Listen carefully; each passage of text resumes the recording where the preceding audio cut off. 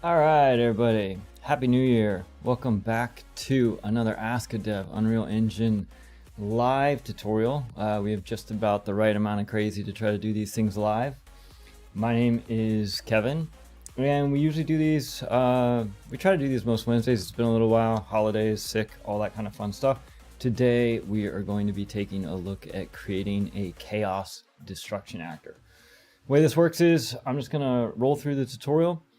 Today's going to be, like I said, it's going to be an adventure for sure. Trello Skills, Josh, good to see you all this year. Welcome back. Today's going to be adventure. Chaos, the chaos system, destructible actors, everything like that it's a lot of checkboxes and a lot of settings. I'm sure I'm going to mess them up. If you see me mess something up, just tell me, help me out. But like I said, the way this works is we roll through the tutorial. If you'll have questions along the way, I'll try to answer those as they apply to the tutorial. For anybody who's throwing up super chats and stuff like that, thanks in advance also. But general questions, general super chats, things like that, I will hang around and make sure I get to those at the end. So let's take a look at, all right, we got the whole crew. We got Arctech, Carnival, Off the Rails. Welcome back, everybody. Let me show you really quickly what I'm thinking we're going to try to build today, and then we will get going. Hopefully. We're starting off the year right, and we didn't mess up our audio out the gate. All right, here we go. So first, let's take a look at what we're building. We're going to be working with the first-person shooter, and in here I have a bunch of destruction actors, and we're going to simplify this a lot. But the general gist is we want to be able to shoot a thing and have it explode and disappear on us. Now, we want to make this an actor because what we want is we want the doors. Like, these are destructible doors. As you can see, I am trying to walk through it. I cannot. After I shoot it a few times, it goes away and I can walk through it without any kind of stuff. And there's just something that's super satisfying about blowing all these things up, right? So this is what we're working on today. We're going to get started from a clean project and we're going to break this down. First time plus explosion. Like I said, look, I could sit here I think I could just make a game that's just blowing stuff up. That's it. All right, so that's what we're building. Let's roll. Actually, let me get one thing set up. Let's bring our camera back. And give me 1 second to get to our new project. All right, so here we are. What are we starting from? Let's have a quick chat about what we're starting from. We are starting from a standard first-person shooter project. I've created our usual tutorial folder. I have 2 folders in here that we're going to be working with right now. We'll make some more as we go.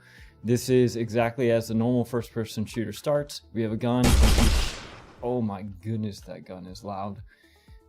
If you shoot the gun, it shoots projectiles. So one of the things, let's have a quick chat real quick about what our options are for destruction, or at least some of the typical workflows. So really quick, let's take a step back and talk about destruction.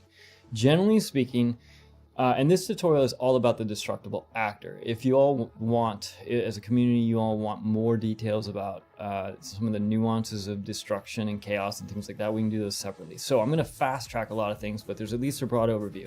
When you sit down and make a destructible object, there's a couple of things or a couple of ways that it works. So first one is you can create the destruction in a separate program, whether it be Houdini, Fracture, whatever it is.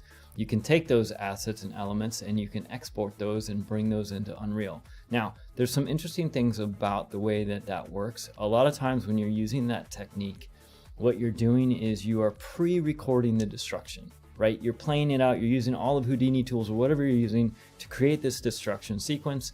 You're saving it out and you're bringing it back into Unreal and you're playing it back. Now, there's some advantages to playing it back. And one of them is you're effectively playing an animation at that point, and so in a lot of cases it can be a lot more performant.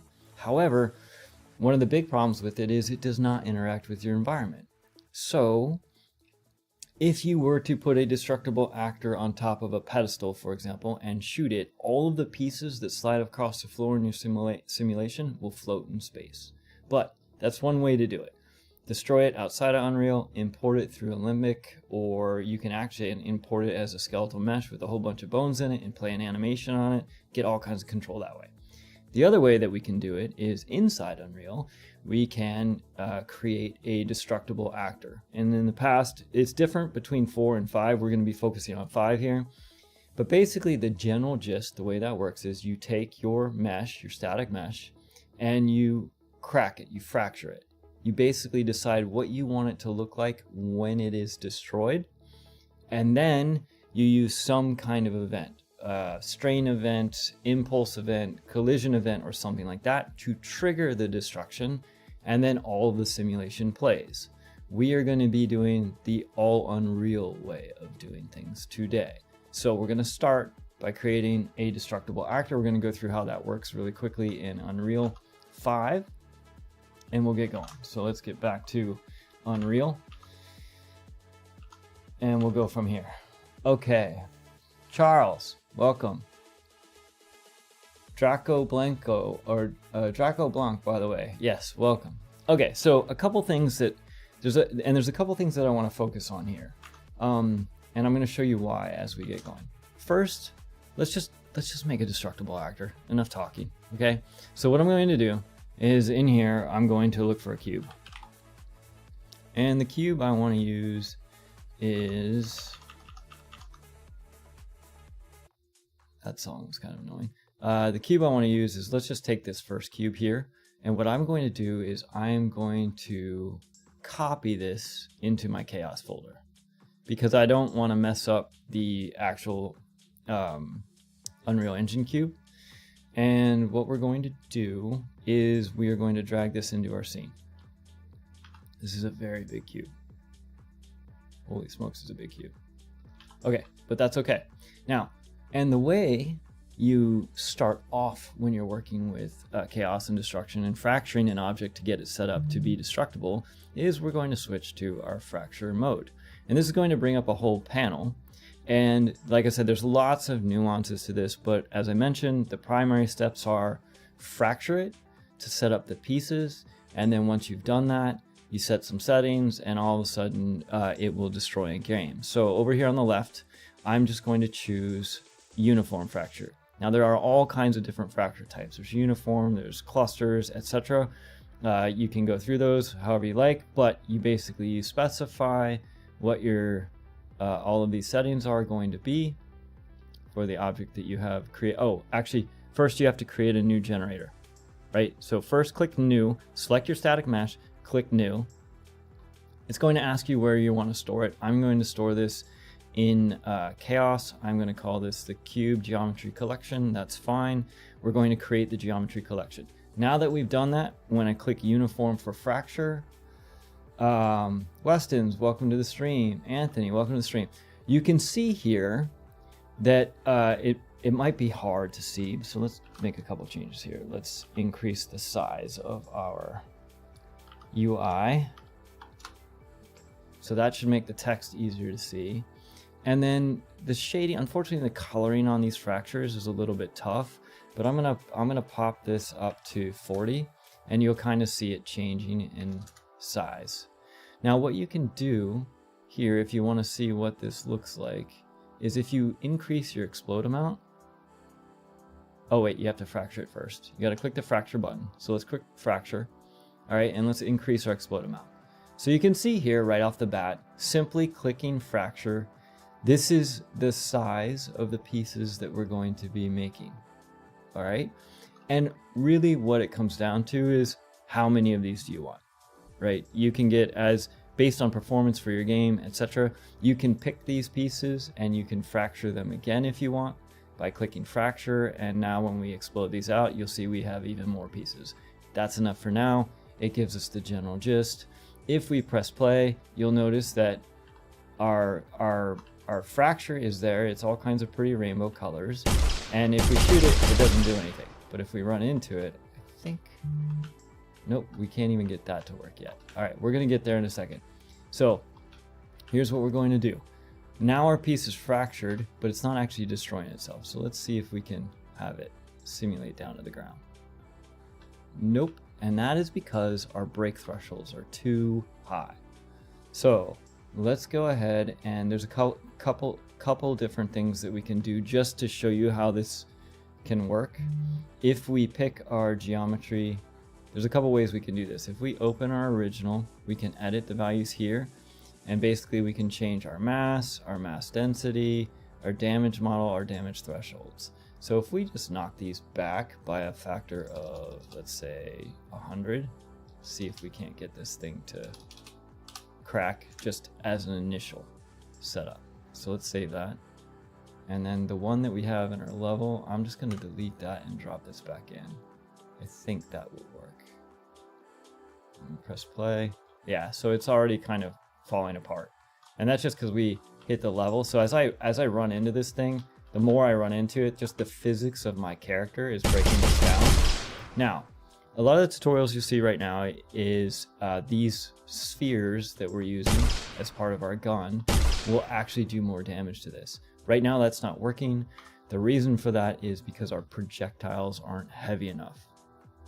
Okay, so what you'll see is people come in for the first person. If we look for our projectile, we can do a quick change just to kind of get that going. Here's our projectile. A lot of times they'll come in, they'll grab the collision or the sphere component, they'll increase the size. Let's go 0.5. This is going to make it huge. And then we can do, and don't worry if I'm going fast, y'all, because I'm going to simulate physics on this. And let's see if that does it. I'm also going to, I'm just going to check all the boxes because I just want this to work. We are not ultimately going to use this projectile because we need a hyper focus, and I'm going to explain why in a second. Oh my gosh, this thing's huge. Boom, there we go. Giant sphere, thing blows up. Those are the general steps.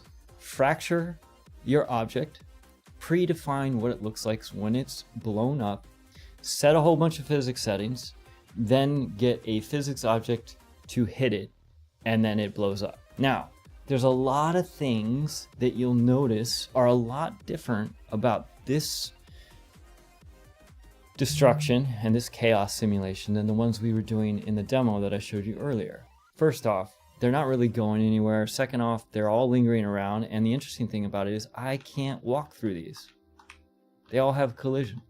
So in fact, if I try to walk over it, things get really poppy really fast. And this is not what I want ultimately for our destruction actor. So now let's start. Now that we've given you just a quick whirlwind fire hydrant version of how to set up a basic geometry destruction actor, let's go ahead and make a couple changes and start on kind of more of what we're shooting for.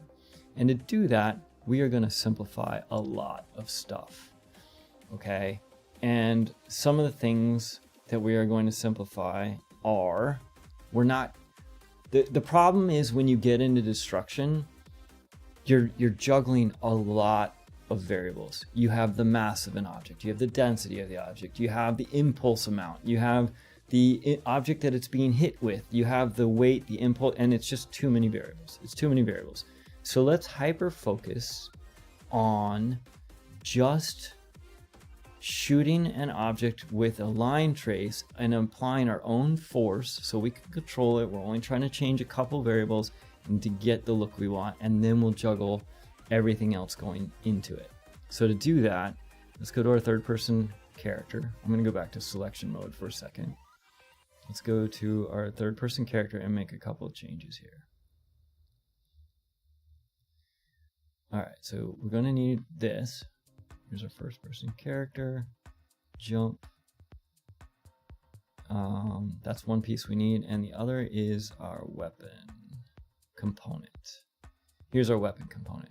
Now, in our weapon component, this is where all the shooting happens, the firing, etc. So they have created an enhanced input, a shoot. When this gets triggered, this spawns the projectile and it plays the sound. We're not going to do any of this. Let's just skip this for now. And we'll fill in what we need here in a second. So first off, I'm skipping the projectile because, like I said, I want to simplify the destruction simulation, and I'm skipping the sound because it's crazy loud and I don't want to break anybody's ears for a while. So if we go back to our projectile actually, and we set our everything back to the size that it was when we started, which was 0.1, and we can undo the simulation. We're not even going to see this projectile actually. So if we come back and we pick up our weapon, we're still shooting, it's still doing the motion, but we're not actually doing any kind of, we're not actually spawning a projectile or anything like that. So here's what we're going to do. We're going to use a line trace, and we're going to turn debug draw on so we can see what we're shooting at. So there's a couple of things that we need to do in order to make that work. And I want to make sure I get this right, so I'm going to bring up some of my notes, because like I said, there's just a ton of moving parts to this today. Okay, so what we're going to do is we are going to do a line trace. And so in our weapon component, instead of doing all of this stuff, we are going to do line trace. And we're going to use this line trace to basically simulate a bullet or a projectile. All right, now the trace start position. This is where we get into some interesting positions, and we're going to do some accidental learning along the way about blueprints and some of the options that we have here. So here's the trick. We need a start location for our line trace. If we just get our actor location, I want to show you the problem. If we get, actually we need to get our first person character, then we need to get their location. And this will totally work for the purpose of the demo. It's okay. We're going to go from there to there, and we're going to do that for our start point of our trace. And then for the end point of our trace, we just need to use a little bit of vector math.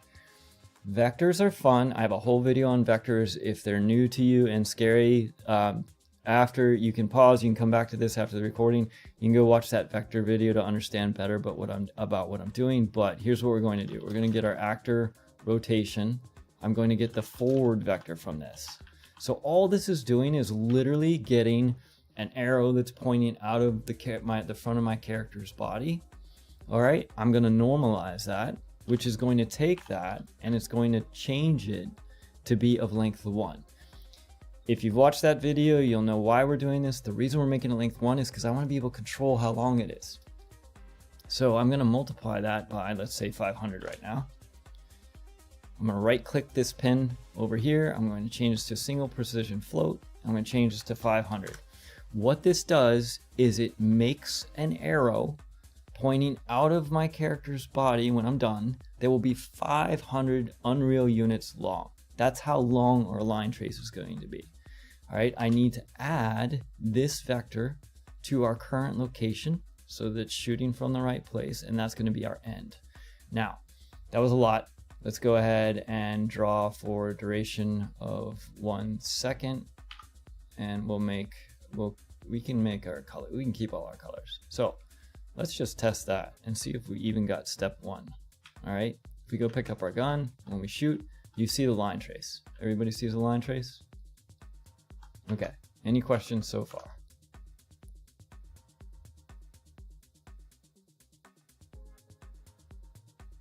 All right, cool. Welcome to the stream, Nira 0325. Okay, so we have our line trace. That is what we are going to use to spawn basically the damage field that we are going to use to damage our collision or our chaos destruction actors. Okay, so we have our line trace. Now what I'm going to do next is I am going to, okay. Remember how I said there's a lot to control, a lot of values and everything? Let me show you one other thing that's part of chaos that I didn't mention when we went through our initial chaos. If I do a quick search for FS underbar, this master field is basically a special field. I did a search for FS underbar, and in this case, this is the master field. This is a special field that when it's lined up with your character, depending, or with your destruction actor, depending on where it is, when you play, the field will actually do destruction based on the magnitudes and the size and everything. So if we take this sphere and we do, let's see here, apply linear velocities, magnitudes, use directional vector. Let's just see what happens when we do that. There we go. Much better destruction, right? We got a pop. So what we're going to do is we're going to spawn one of these master fields when our trace hits the destructible actor. Everybody with me? So this is what we're going to be spawning. So I'm going to delete this for now. Okay. And what we're going to do is inside, I'm actually going to do this. Yeah, we can do this in our weapon component for right now. You may want to clean this up as you go forward. See, that's our montage. I'm just going to move this way over here because we're going to need a lot of space. All right. So what we're going to do is, if this line trace hits, we're going to break our out hit. So the reason we're doing this is because the hit gives us all kinds of information, like the location. So step one, let's see what this looks like. Let's draw a debug sphere. These are just the exact steps I go through when I'm kind of planning this out. So we're just going through it step by step. So let's make a blue sphere for a duration of 1 with a thickness of 1 and a radius, in this case, of 50. Okay, so when our line trace hits an object, it should draw a sphere on it. So you can see that sphere is where we would be spawning the master's field. Now, interestingly enough, this actually works for anything. So we do kind of want to make sure that it's going to be a destructible actor, which we will do in the end. So we're getting there. Okay, that also visualizes a little bit of what a size 50 sphere looks like. So let's continue our adventure. And what we're going to do, instead of spawning the sphere, is we're going to spawn an actor by class. And the actor we're going to spawn is going to be that FS master field. Okay. And I'm going to get rid of the draw debug sphere for now. Okay. So now we're spawning a sphere, but it's not in the right place because we need to set its spawn transform. So let's go ahead and split this pen, and we will set the location to be the transform location, like so. Okay, now that will spawn the master field on our in location. All right, so but this may not actually do any damage yet, so let's see here. There we go. So we are doing some damage. Okay, but there's a couple of qualities that we can set with this that are worth setting. So first off, in our collision actor, I want to make sure we have clustering turned on. We do. We have it turned on, which is great. But remember, we changed all of our damage thresholds. So it's actually breaking before we even start. So if we just add the zeros back in to our damage thresholds, I think we can get it so it doesn't even... We need to pick up a gun. That little piece fell off just to spite us. There we go. If we get enough of these spheres in here, it'll start breaking. We're getting there. We're making progress. By the way, we're still not at a destructible actor yet. We're going to convert all of this to a destructible actor later. We're going through the steps of giving you all the pieces of what we're building step by step. Okay? Okay, so we have our master field, but it doesn't work quite the way I would like it to work yet, because there's some interesting things about our master fields. And there's a lot of options with these. So we are going to do a couple of things. we're going to set the activation type. And our activation type, we are going to set it to be, hold up, I need to set it. Set activation type. I'm going to set this to triggered. Now undo. I'm going to daisy chain a bunch of options for what we're going to do here. The reason I'm setting this to triggered is because I don't want to actually trigger it yet. I want to trigger it when I say to. All right, and I want to trigger it after I've defined a whole bunch of other things. So one of the things that I want to do with this, and I'm going to show you how I know all of this, because I don't just know all this. It took some digging to find a bunch of these things. I'm going to show you where I found it so you know. I'm going to set destroy actor, because I want to destroy this actor when we're done. Okay. So we'll set this to true.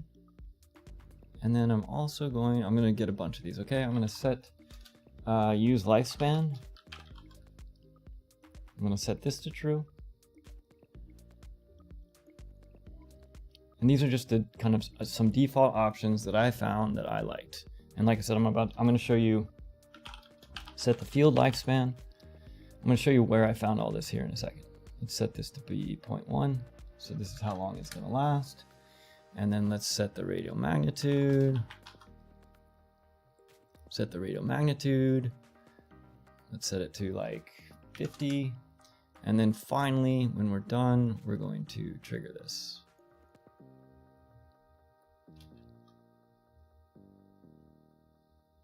Okay.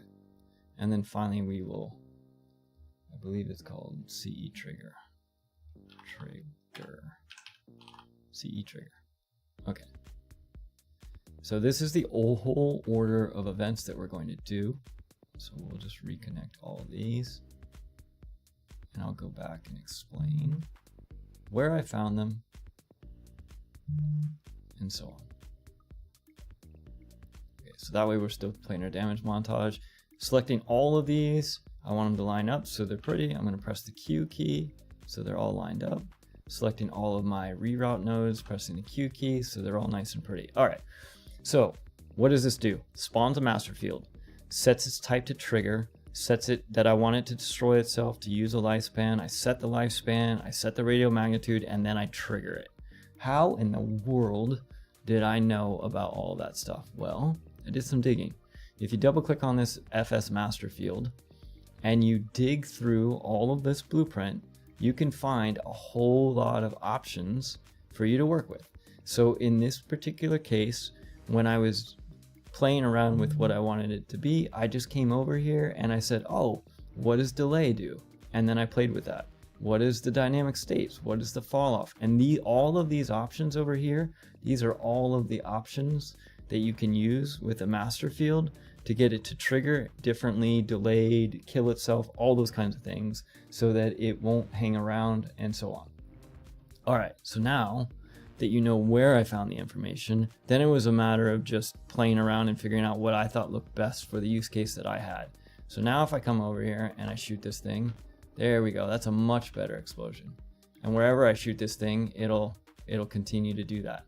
Now, the master field is being destroyed, but the collision, the destruction is not. This is still here. I can still walk on it. We're going to get to that in a second. All right. So before I do that, let's see how we're doing as far as, do we have any questions so far?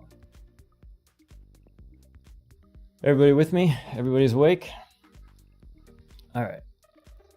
Here we go. So one of the things in the way that we used to do destruction, pre-5 and chaos, or pre-chaos, I guess, is when you destroyed an actor, you then had to do a bunch of work to decide how that destroyed actor was going to resolve itself. And what I mean by that is, after it was destroyed, is it just going to disappear? Is it going to blink off your screen? Or is it going to fade out nicely? Or is it going to fade into smoke? What is it that you want it to be? And so you would have to go through and create a bunch of materials. You would have to go through and do like sizing of the pieces on tick and all those kinds of things. The cool thing is we don't have to do that anymore. So if we take a look at our tutorial and we look at our geometry cube, let me save this stuff just in case, because we have definitely had crashes. I'm going to save all this stuff. Let me save all. We've definitely had crashes. We want to be able to get back to it.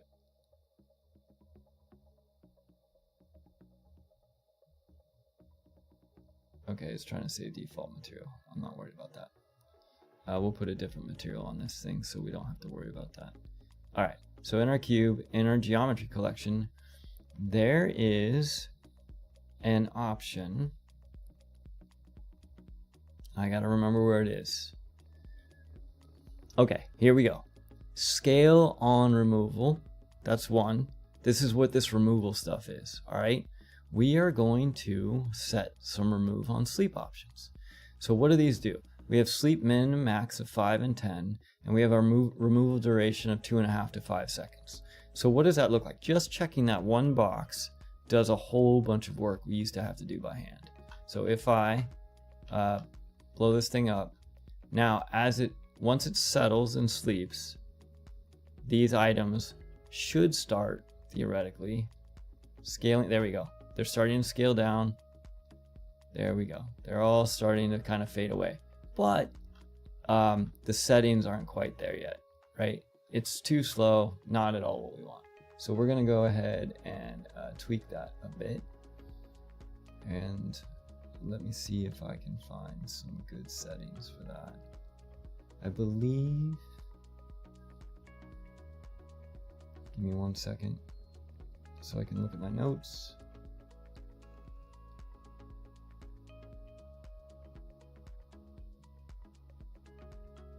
Where is it? Removal settings. Of course not.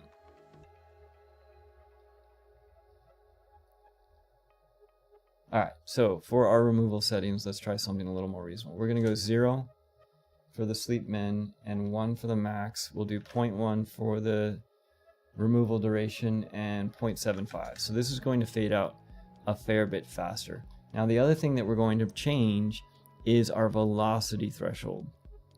If we set this at 1, right now what that means is the piece has to be moving less than 1, is it centimeter? I can't remember if it's centimeters or meter, but the thing has to be basically still. So the pieces that come spinning off in a simulation that are spinning like a top, they'll sit there and spin like a top forever. Once they finally settle, they'll fade out. I'm going to change this to 1,000. All right, because I would like this entire thing to resolve a lot faster. Oh, there it goes. It didn't even wait for me. It just resolved itself. Now, why did that happen? That happened because it broke just as it started. But that's a good resolution. That's fine. I don't even need to pick it up. So how are we going to fix it so that that piece doesn't do that? Well, there's one more piece in destruction we haven't talked about yet. And it's a combination of what's called an anchor and clustering. So if we type in anchor here, I'm going to take this field anchor and I'm going to drop it onto our destructible mesh, our chaos mesh. I'm not sure what the right word for these things are anymore. I come from the older way, so if I keep calling it destructible mesh, just know I'm talking about the chaos geometry collection. Okay, so what we have here is we have our anchor, and what this does is it basically says wherever this thing is connected, that part of this mesh will not break apart. So you can scale this, for example, to cover the entire base of your character. And then what we'll do is we will tell this geometry collection over here in our settings under initialization fields, we're going to add a field. And in this case, we're just going to eyedropper pick this one. And that will add it to the list. And when we play, I believe that should be enough that our cube does not do damage to itself to start with. However, when we shoot it, it does. Okay? And the more we shoot it, the better it goes. But you'll notice that no matter how many times I shoot the base does not disappear. And that is because it's anchored.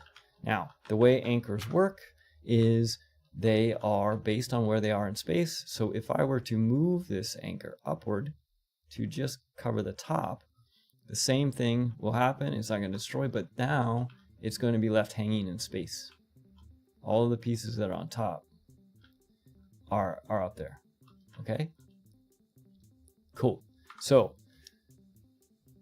we have covered almost all of the pieces that we need for a Destructible Actor that we're going to use as a door. Now, what we need to do is we need to take all of this, convert it to an actor, and go over a little bit about how the usual smoke and mirrors of game dev works. All right, so let's create our Destructible Actor. Okay, so in our tutorial folder, in our blueprint folder, I'm going to create a new blueprint of type actor. And I'm going to call this the blueprint destructible actor. Let's call this door. We're just going to call this blueprint destructible door. Now, in here, let's make a couple setups to our level so that we get the sizing of all this stuff right. I'm going to create, we'll just do one door for the purposes of the tutorial. We want a door that blocks us from going through this hallway right here. Okay, so that's our goal. We're going to make that door. All right, so let's drop our Destructible Actor in here and let's start building it. So in our Destructible Actor, or our Destructible Door, first we need a, actually we don't even need to do the bait and switch. We can just add our geometry collection. I'm going to create a new geometry collection, but I'm going to do it from the cube. I'm going to take this cube and I'm going to resize it. Oh, look at that. It almost fit perfectly. I'm going to resize it and turn off my scale snapping to be about door width. And about door height. So this is going to be a new destructible mesh, or geometry collection that we're going to make from all over again. It's going to be our door. Everybody with me? Okay, cool. So same exact steps. What we're going to do is I'm going to go to fracture mode. And I'm going to create a new geometry collection for, actually let me rename this thing first. This is going to be a door. Let's call this door. This is going to be a door. And let's go back to our fracture mode. And we're going to create a new one. We're going to make sure it's in the chaos folder. We'll call this the door geometry collection just so that it's easy. And here it is so you all can read it. We'll create that. Starts off as yellow. And then we simply click our uniform fracture button and we have it. Now let's make this door super fun. And you can pick, now that once you have it, you can fracture it. Once you've fractured it, you can pick some of these individual pieces if you want to, and you can fracture those as well again, so they're even smaller. So pick a couple of these and just fracture them up. All right. Now this is making a fairly, dense piece. Over here on the right, if you'll notice, every time I fracture a piece, and this is just for you to file away for something to learn about. Whenever you create a fracture, you're creating steps. So the first level is nothing, it's all one piece. The second level is all of these pieces, and then the third level is all the sub pieces. So this will break down into the big piece and the smaller piece, so for however many levels. If you want it to all break at once, you need to flatten it. But I don't know if this will fracture right off the get-go. Yeah, there we go. Cool. And then these little ones will break into smaller pieces if we do that. Okay, cool. So I'm actually going to flatten this all into one thing. So I'm going to pick this, and over here on the left, there's a flatten. So that makes it all one level.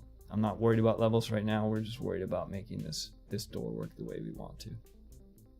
Okay, so we have our geometry collection, which is cool. And now we just need to do a couple of changes here. So let me Let me delete that and see if I regret that. No, I do not. Okay, cool. Let me save these two geometry collections. When we drag our... Oh, scaling of our door is wrong.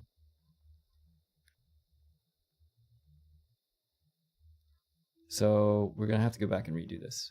What's happening is the scaling of our actor is wrong and it's messing with our geometry collection. So we need a cube that's basically frozen at that size dimension. So let's go back and redo that. Force delete. Okay, and to do that, we're going to need a static mesh that is properly frozen. Let's see if we can do this. Tutorial. Chaos. Let's duplicate this. Let's call it door. See if we can get this to be of size 1. And we'll refracture it. I actually cannot remember how I froze the last ones. This was, yeah, 0.15. Static mesh. Door. Ah, okay, I know what I did. I scaled this in the level. That's not where I want to scale this. Let's remember these settings. We have 720, let's see here. 11 and 0.15. Okay, so let's change our door to be, I believe this is what I did.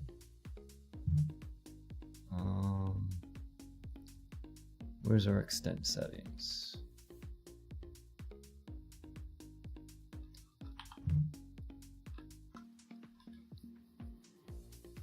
Y'all, I'm blanking on how I did this.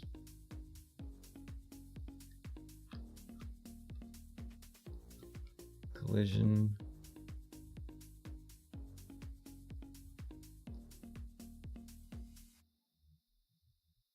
Socket manager default material. Where's our box extents? Am I using a different box? Is that what it is? Hold on a second, y'all. Let me find it. Box. Or no, cube.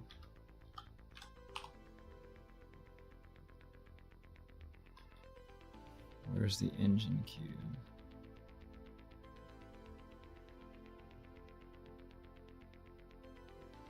Shape cube. Chamfer cube. Hold on, let me look at what cube I used, y'all.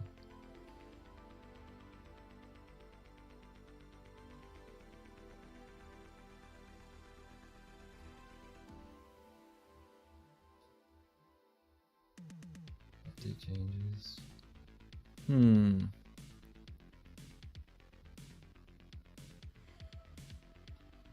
Let's try this one. Nope. Delete.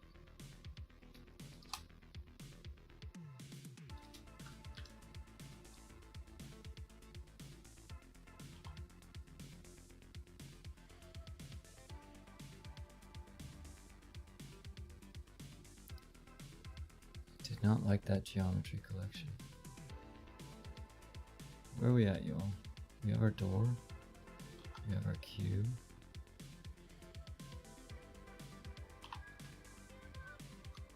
I know I have a workaround I don't want to do if I don't have to, but let's try it. We may just do that.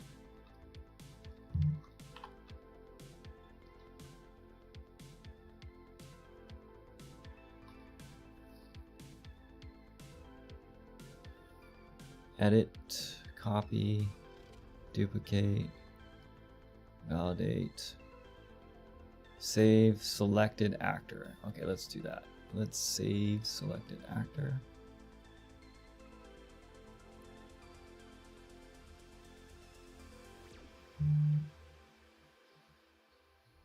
Okay, fine. We'll do it. Let's just do it. I don't remember having to do this before. If we take this, I thought if we took this, we fractured it.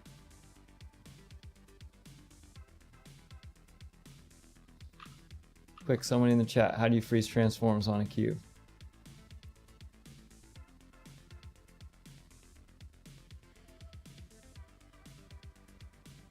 Maybe it was working. All right, let's try that. Let's, I'm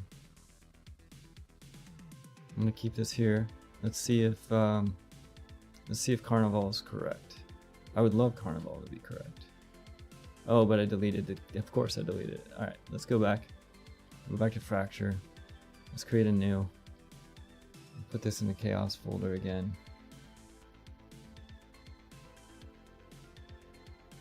Chaos folder. And this is going to be the door. Door 2. Create the geometry cushion, re-import from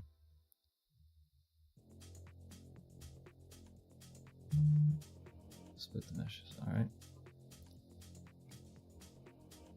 All right, and then we're going to do uniform fracture. We'll do it twice. So we have a lot of pieces.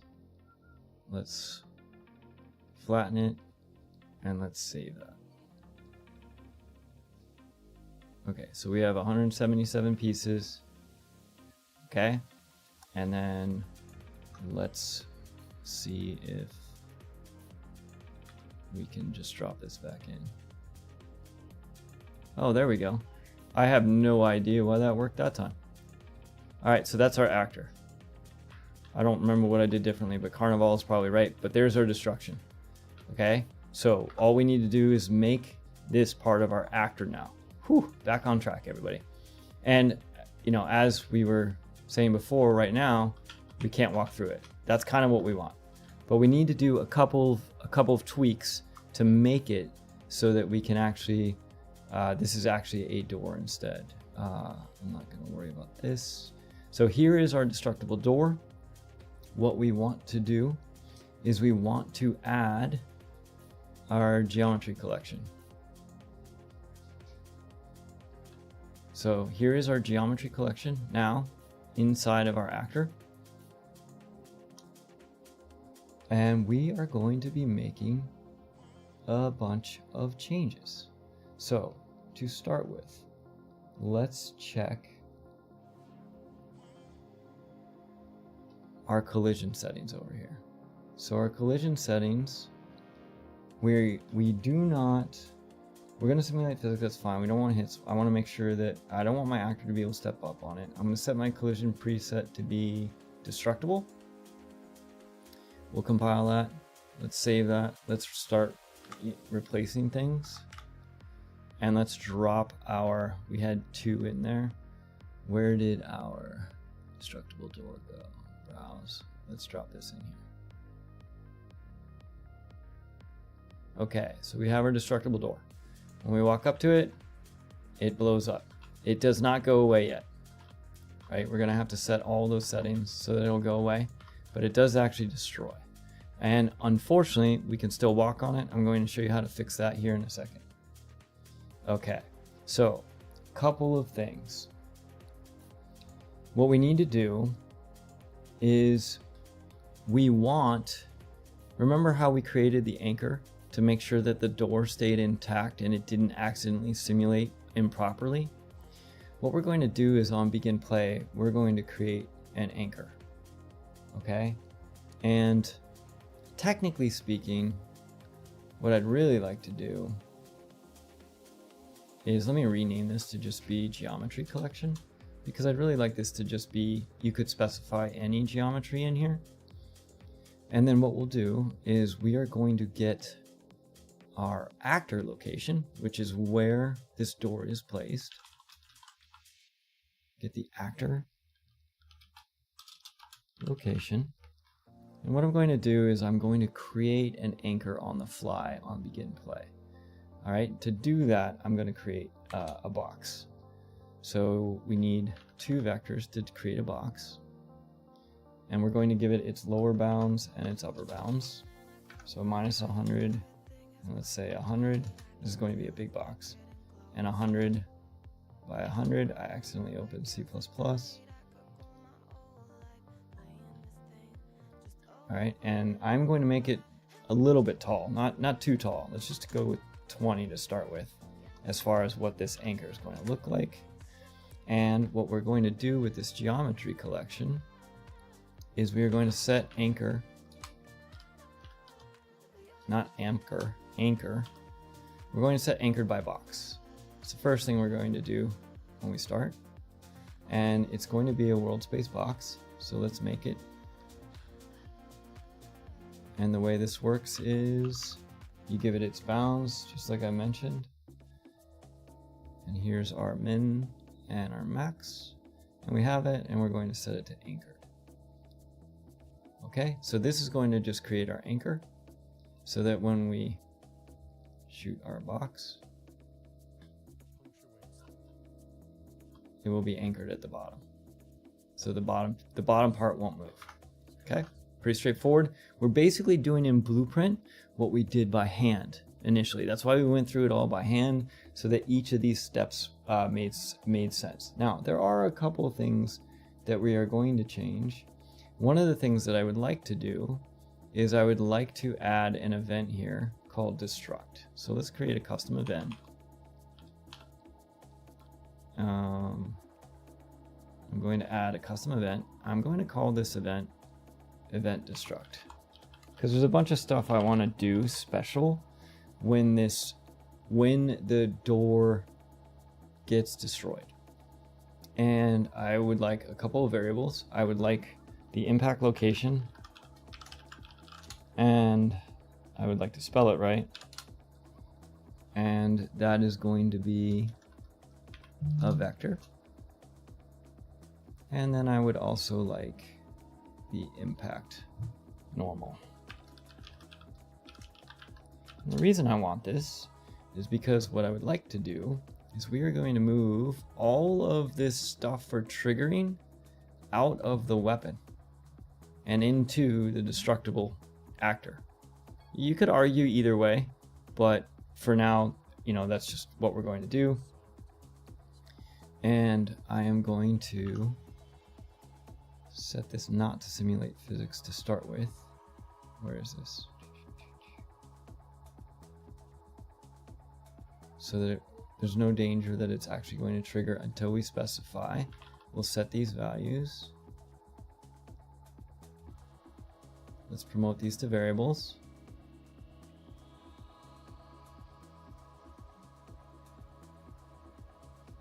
All right, so we have our variables. These are going to be our impact points and normals. That way we can use that to specify which direction something is going on.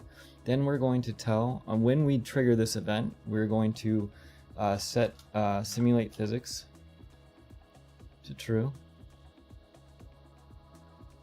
Okay. And then we're going to do all of the things we were doing with spawning the master fields. So I'm actually going to go back to our weapon component, and I'm going to steal all of this stuff.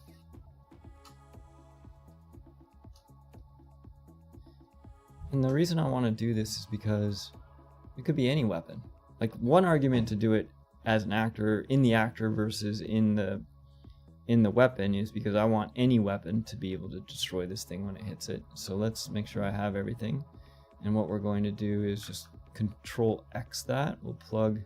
We're gonna do a trigger here in a second. Actually, you know what would be cool? Let's do this. Actually, let's undo that. Here's what we're going to do. We're going to do it so you can destroy destructible actors, chaos objects, or our actual doors. Either way will work. And we're going to do that by doing a test here. So let's take all of this and let's move it down. And let's comment it. This is going to be a regular chaos actor. No, regular chaos geometry collection destruction. Right? So we're just commenting that so we know what it is. And then what we're going to do is we are going to do a test. And what we're going to test is from the hit, actually. We do need to move this up a little bit. Reorganize. We're going to check to see if the other actor is our door or a destructible actor or whatever you want it to be. It doesn't matter. Okay, so if the hit actor, if we cast that to a destructible door, if that succeeds, we're going to do destruct. That's our special door destruct event. Otherwise, we'll go back through the normal stuff. So that way, regular chaos destruction will work and our special door will also work. And then our location is going to be the impact location, and the normal will be the normal, but I'm actually going to make one tweak to the normal and multiply it, I think. Actually, yeah. Well, let's just do the normal for now, because this isn't going to affect us, okay? So then we'll destroy the actor, and then we'll proceed along with the rest and do our animation. So right now, normal destructible actor should work, and our door should also work, assuming we have everything set up in our door. So event destruct, we do our geometry collection, we set up physics. Remember, we need all of those same things. We need to spawn our master fields and everything. So I just control seed, control V. I don't need the line trace. I don't need the hit because we're passing those in,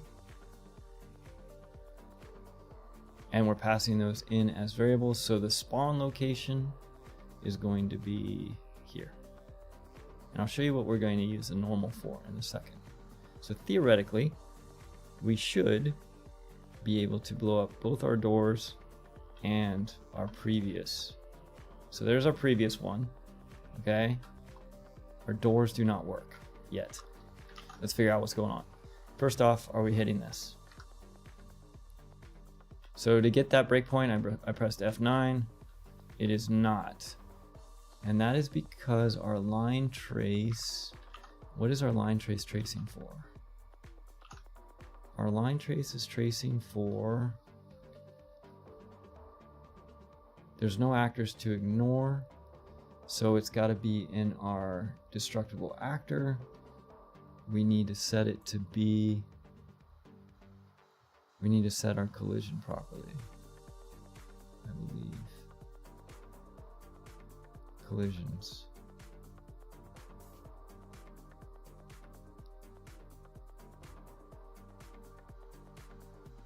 It is destructible. Oh, maybe we do need to simulate physics on so the line trace hits it. Yep, there we go. So then it triggers. Okay, cool. So our door also triggers now. We do need that to start with.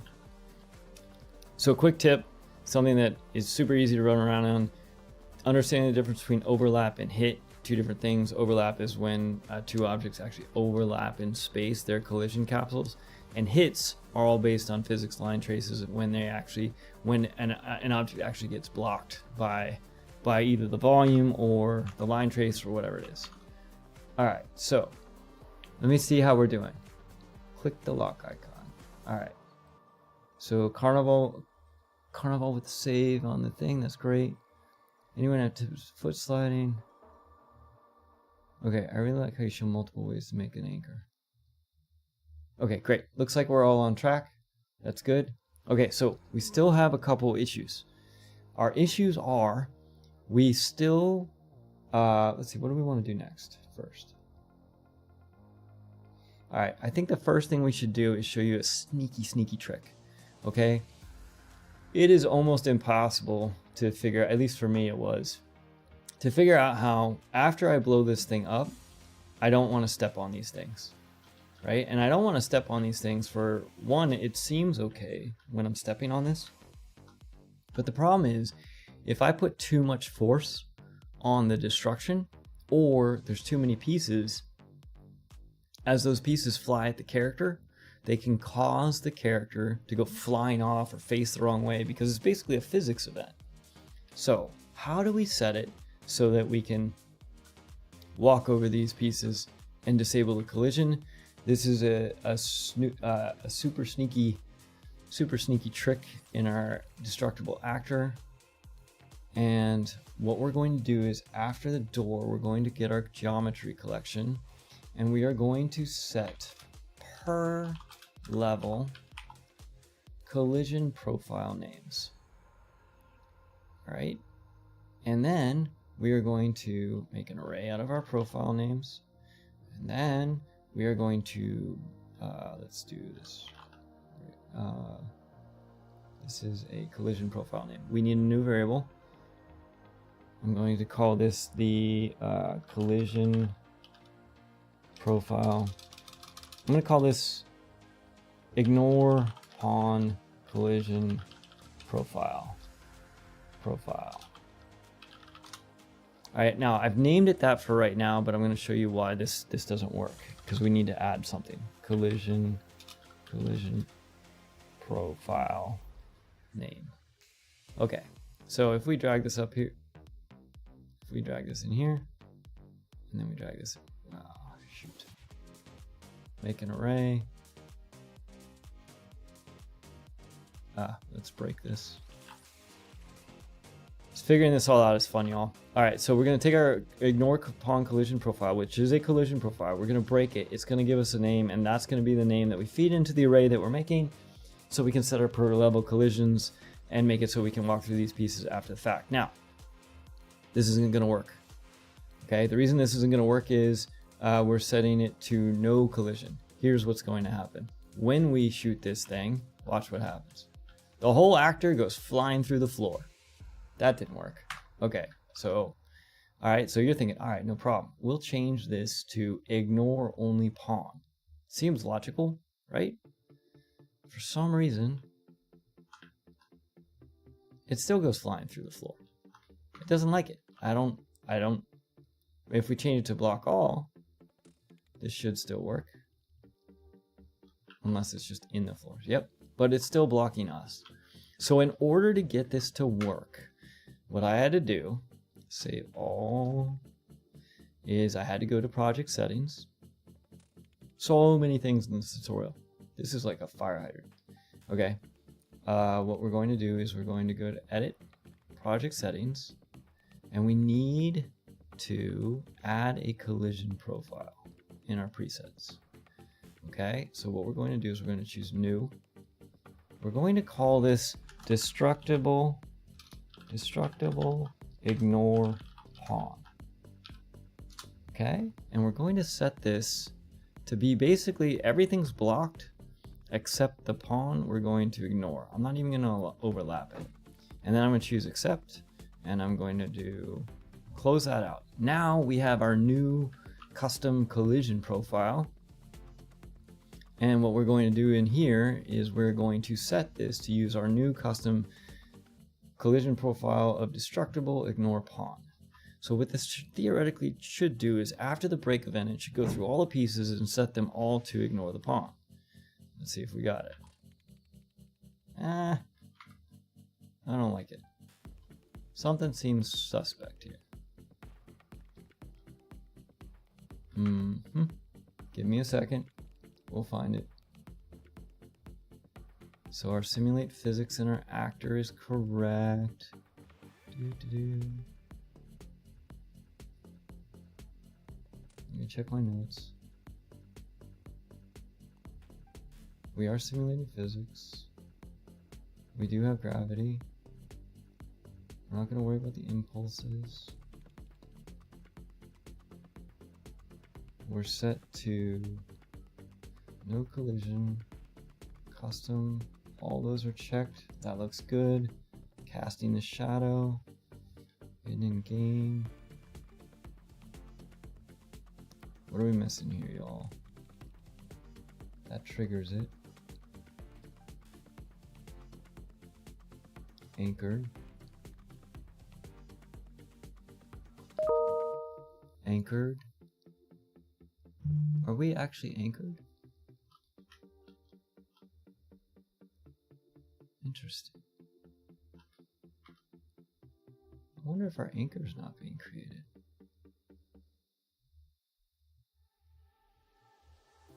Let's double check this. We're getting the actor location. Minus 100. Oh, minus 100. Minus 100. Minus 1. Okay, so that was definitely an issue. I don't know if that was the issue. We're anchoring and our max level is good. Nope. Actually, that one piece worked. I'm wondering if it's because our door is overlapping stuff.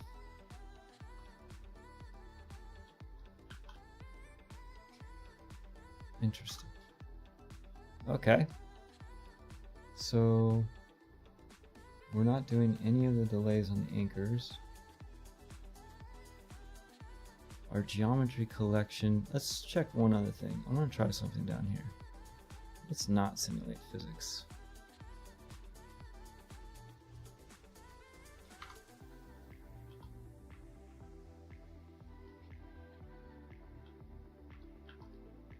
Nope. Interesting. I'm a little confused as to why that is not setting our collision profile. Our floor is clearly not a pawn.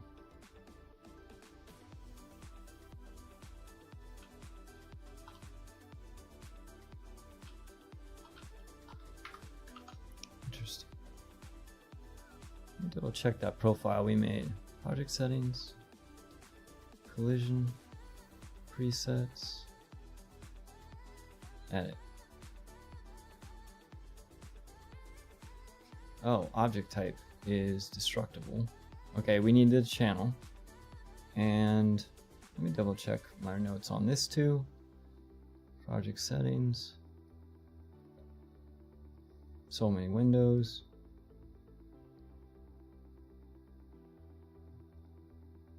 Destructible pawn. Always something always goes fun, y'all. Okay, so we're blocking everything except the pawn, which we're ignoring. We'll go ahead and set the description. Use of pieces, ignore the pawn. Oh, this needs to be collision. This needs to be collision enabled query and physics. Otherwise, it's just might as well not even be there. Okay, it's gonna work. I can feel it. Here we go. Destructible actor, ignore pawn, setting that back. Let's go. All right, and you'll notice I can walk through it. Woohoo! We got there.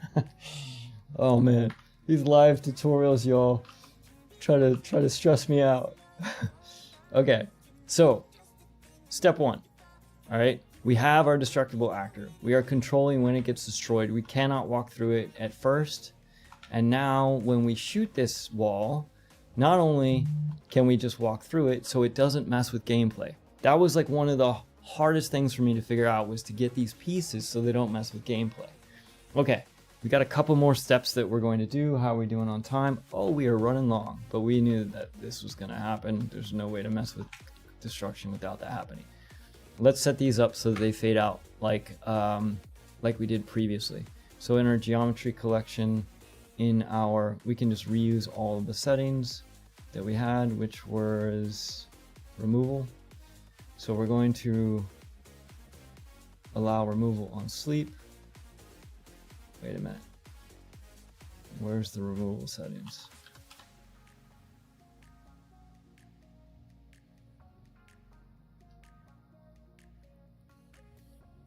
General. Removal.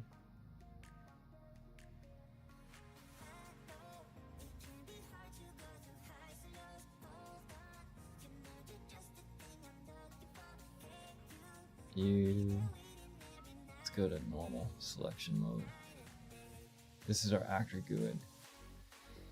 Okay, next step.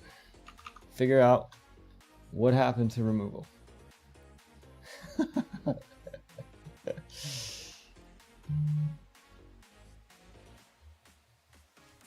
That's not the one I'm looking for. That's not what I'm looking for. That's the geometry collection. Removal.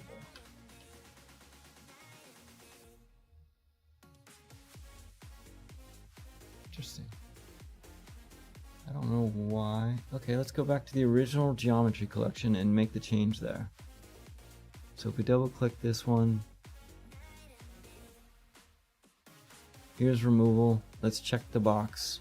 I think we had it at 0 and where did we have that at?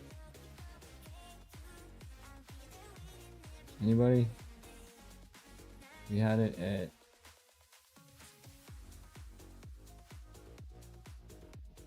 give me a second. I will find the settings. 0 and 1, and then we went with 0.1 and 0.75. The idea being that this will happen relatively quick. So we are enabled on removal. There we go. Although that does not seem like it went through. So let's try saving that. And let's go back to our destructible door and save that. And double check our removal. Okay, let's see if that will register now. Nope, I don't like it. Let's go back again. Let's kill this. And let's change this back to our door. Compile that, save it, and go again. They are removing, but they are going awfully slow. Oh, it's because of our, I know what it is. It's not because they're not removing. It's because we did not set our velocity threshold to 1,000. Save that, try that. Told you there were a lot of checkbox on this one. There we go. Nice. Okay, cool. So you can tune this however you want to. If you want the destruction to hang around or whatever you need, where you're good to go. All right. So, but we're almost there in the sense that, I mean, from a destruction standpoint, we're kind of there. We've created our actor. We've set our geometry collections.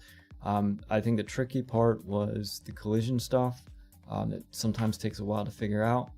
But in essence, we have successfully created a destructible actor or a chaos actor, whatever you want to call it in today's 5.x terms, that will block our character from going through it. And then if we shoot, we can actually do the destruction. And now everything is about the aesthetic. It's all about tweaking all of the values and everything like that, making it so that your physics are as heavy or as bouncy, changing your masses and doing it. The cool thing about this is now that we have just the destructible, we can tweak that without worrying about whether or not we're dealing with the mass of the projectile or anything like that. It's just simple, easy stuff to work with. So here's the question. Do we want to fix a couple of things about our destruction, or do we want to call it for today? And what I mean by that, when I say fix a couple of things, right now you'll notice that first off, let me see, a couple of things that I would want to do. We could change it so that we're using the directional velocity from our ray to shoot the projectiles out the back. And we also need to fix it so that the ray that we're shooting is coming from the camera, not the character. Because if you'll notice right now, we're just shooting straight out from the camera. There is no directionality. So are we going to wrap up today's tutorial, or do you all want to keep going? Because you all have just the right amount of crazy as well, and make those two adjustments. What do you all think? What's the vote?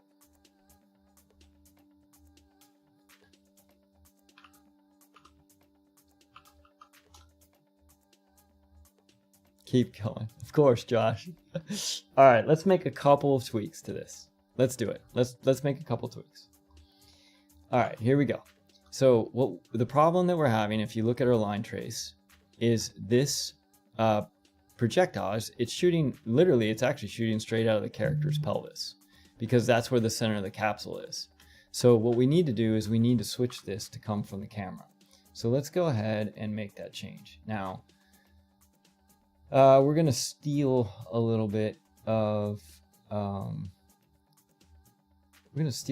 information, and basically inside of our weapon component, rather than getting our first person character's actor location, what we're going to do is we're going to get the player controller instead. So let's get the player controller.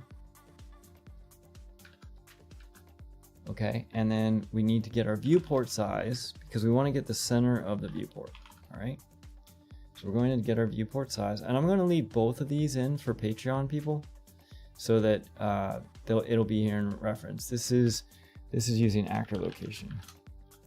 And you could use the weapon, for example. You could use the weapon muzzle location, whatever you want. Use an actor location.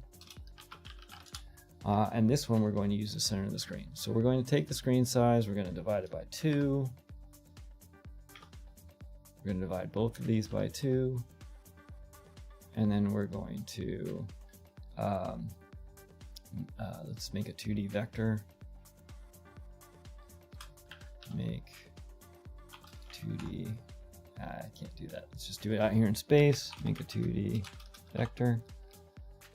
And we'll feed this in. This is all this is doing, you all, is getting the center of the screen. Okay? And then we're going to use this crazy node called dproject screen to world. So what this does is it basically does fancy maths, and it takes the center of the screen and it kind of reprojects it into the world. And the reason we're doing this is what it's going to do is it's going to effectively cast an array out and find kind of which way it's going. We're going to normalize this. All right, that way we can control the length if we want to. And then we're going to take that world position and we're going to feed this world position into our start. Okay, and then this is why we normalize this. It may come out normalized, I don't know, but just in case, let's multiply this. We normalized it and we can check afterwards. I'm going to convert this pen to a float. Once again, if vectors are not your thing, there's a video on that that goes exactly over why I'm doing this. And we're going to then take that and we're going to add this. We need to add our new length to our current position where we're starting from, and this is going to be the end. So theoretically, when we pick up our gun and shoot now, it should be coming right out of the center of the screen. You won't be able to tell because when I shoot, it's straight ahead, but if I walk off to the side, you'll see it came from the camera. And now you can see I can shoot at an angle and upwards and down and all these kinds of things, and our destruction still works. However, we need to use these vectors to give us the directionality to the velocity. Did I reshare my left screen, or have I just been projecting my face this whole time? Okay, excellent. Starting off the year right. Okay, so we're getting close.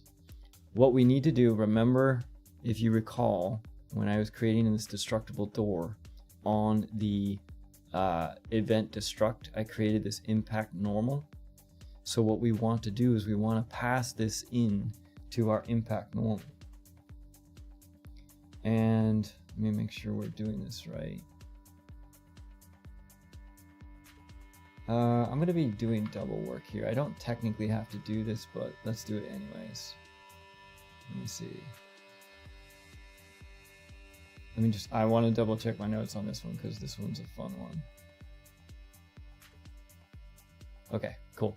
So what we're going to do is we're going to take the output, where are we, of our line trace. And for those of you that are wondering, this is actually why, just so you know, this is actually why line traces have starts and ends. So you can actually calculate, there's a difference between the normal for the impact and the actual line trace direction. So you will find if you pick the wrong one that it will use the normal of the surface as opposed to the direction of the shot. So we do currently have normal connected in. Let's go into our event destruct, and inside of our event destruct, let's do a couple things.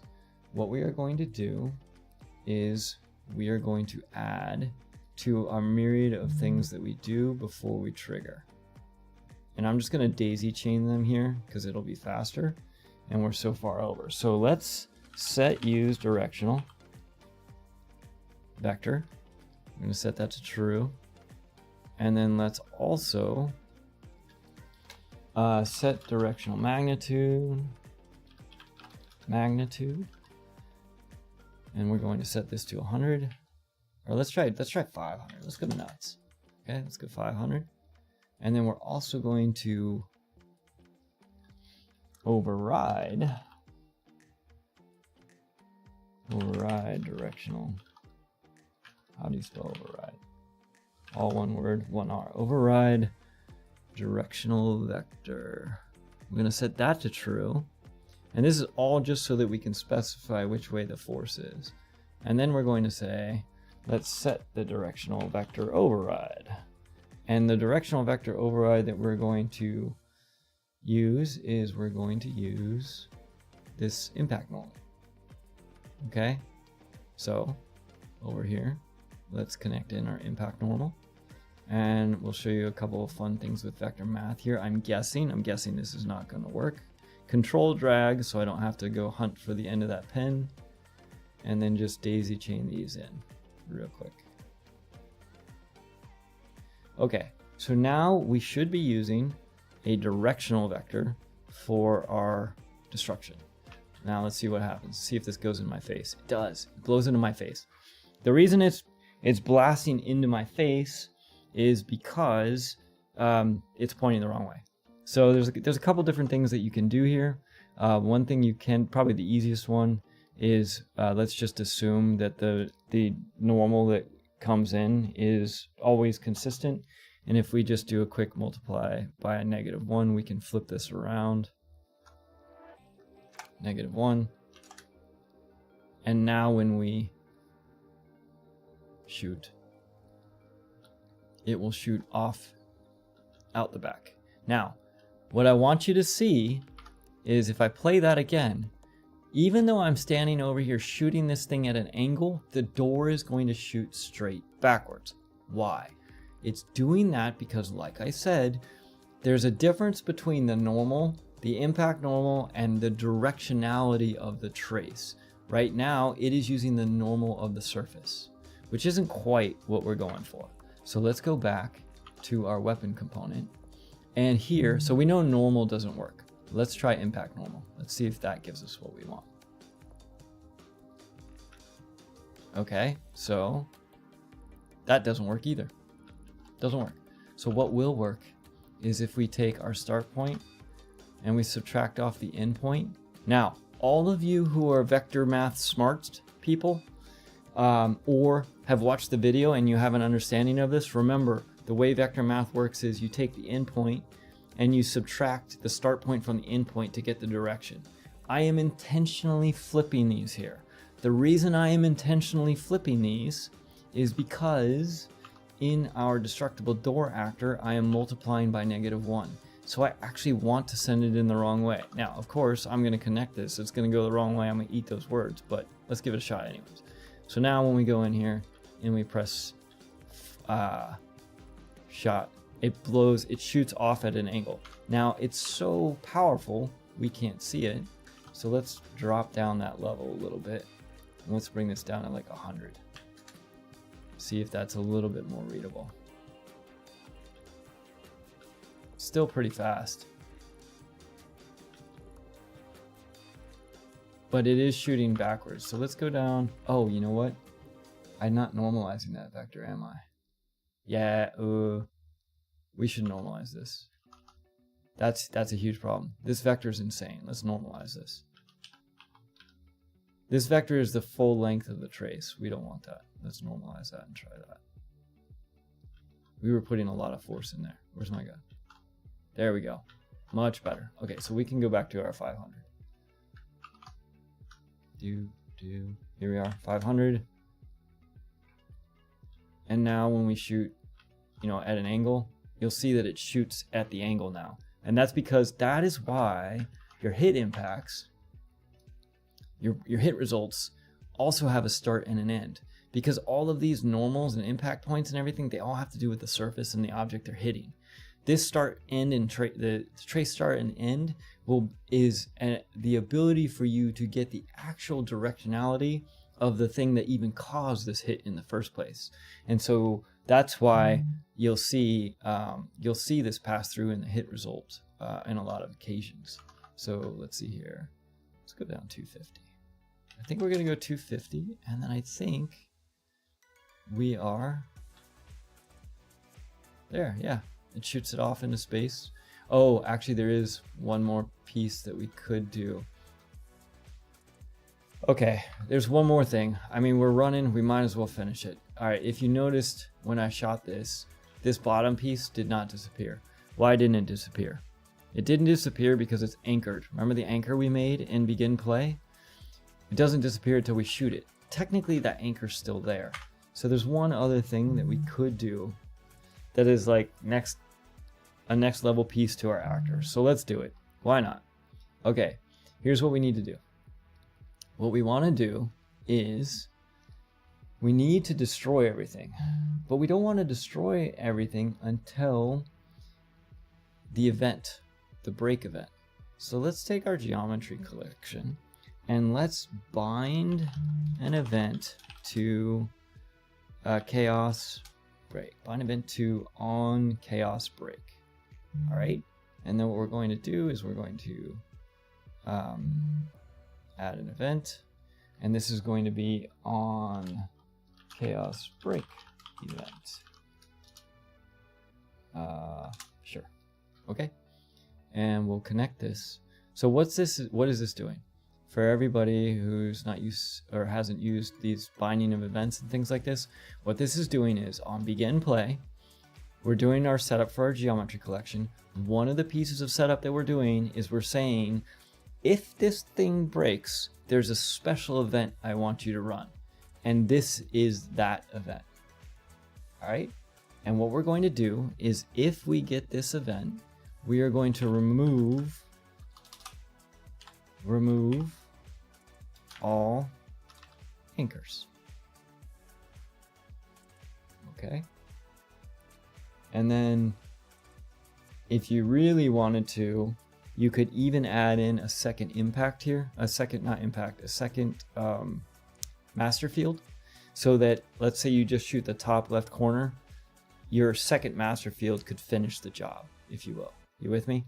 But for now, we'll just remove all of this. However, this is not going to work. So this is key. Remember, Unreal Engine, we're all a bunch of checkbox hunters. So you need to specify that this thing is going to generate the notifies. So, and let me show you what I'm talking about. If we come up here and we do the same thing again, we shoot the top of this thing, the bottom stays, even though we removed all of our anchors. Okay, so if we come back here and we go to our chaos collection, actually, no, we do need it. I'm going to cheat y'all. I'm going to copy paste all of our field stuff. Let's do this. We're going to create another field because this will demonstrate it best. I think I want impact location here, don't I? Yes. So let's do this. I'm going to take all of this. I'm going to copy it.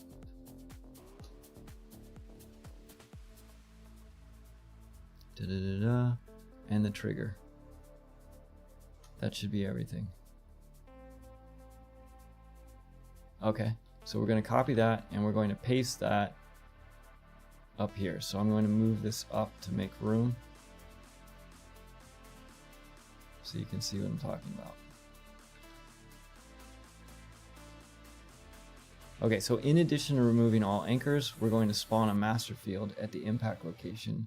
And the spawn scale for this master field, let's just use, I believe we're going to use just the default of 1. We'll keep it at 1. And what should happen is we should, let's put it into a delay so you can see it happening. Oh, undo, hold on. Before we spawn this, we'll remove our anchors. Let's delay this. 0.2 seconds. And then you'll see a second explosion, I believe. That's going to be the one that finishes the job. There it goes. All right, it all disappears.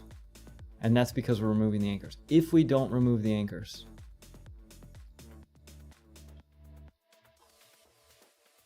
the pieces stayed where they were, but they faded out. Okay, now we do need to notify, let's see here. I believe we need to make sure that notify anchor. If you have a problem with this, there is a somewhere over here. checkbox hunting. Events. We need to notify breaks so that we actually hit this.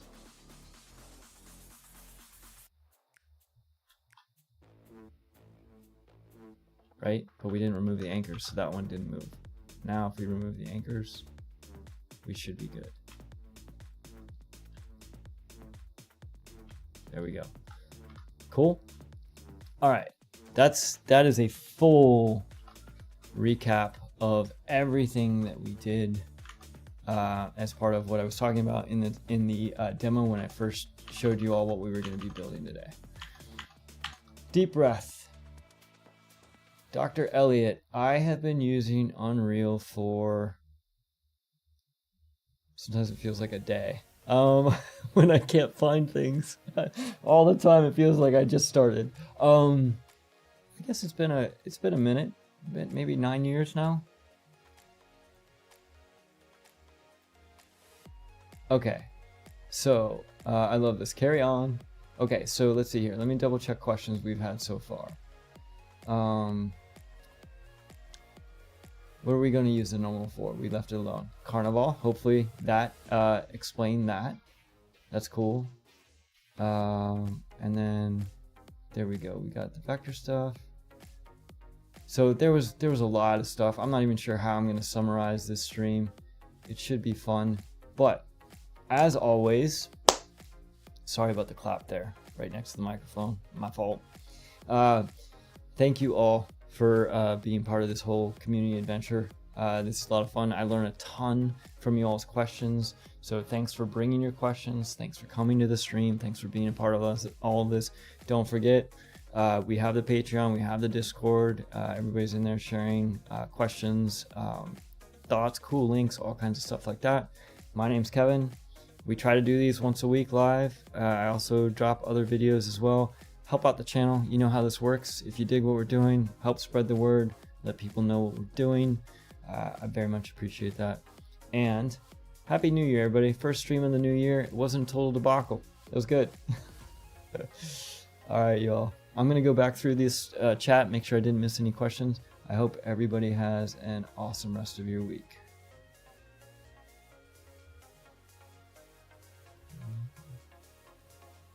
Doesn't look like we got a lot of it.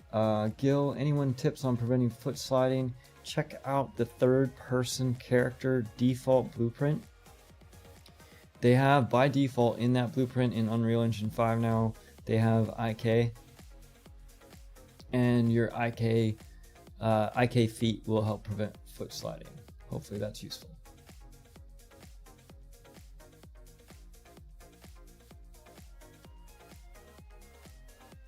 All right, for those of you that are on Patreon and in the community, go ahead and fire away ideas for the stuff that you want to cover next week, so we can knock those out.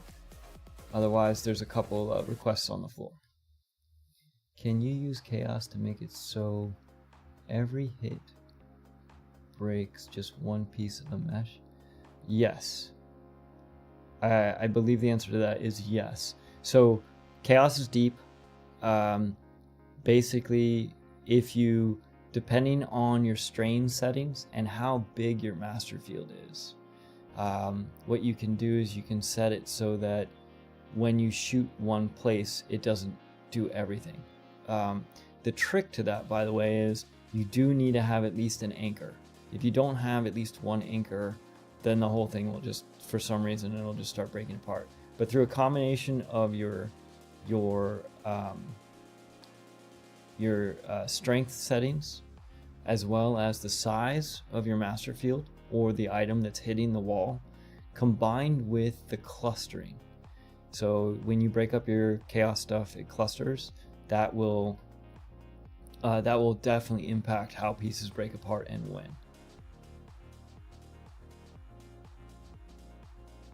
All right, y'all.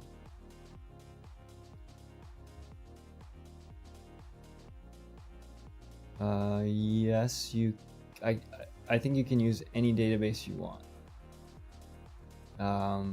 Lately we've been using I think MySQL. I've seen them all, actually. I've seen a bunch of them. Alright, y'all. It is lunchtime out here. As I said, have an awesome week. Catch you all on the next stream. Take it easy.